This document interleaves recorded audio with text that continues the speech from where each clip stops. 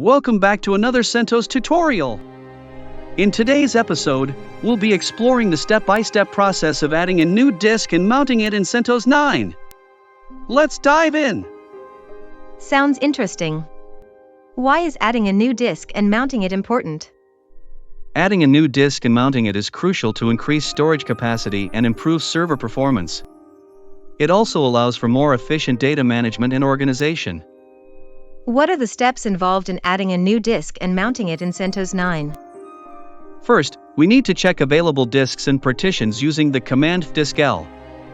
Assuming we have two disks, /dev/sda already partitioned in /dev/sdb, which needs partitioning. What's next?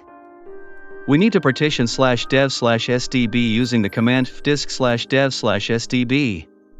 Then, format it with the XFS file system using mkfs.xfs/dev/sdb1. How do we mount the partition to a directory? We create a directory, for example, mkdir/resources, and then mount the partition to that directory using mount/dev/sdb1/resources. What about mounting the partition at startup? We need to edit /etc/stab using 6/etc/stab and add the line /dev/sdb1/resources xfs defaults 1.2 at the end. Then, save and exit using wq.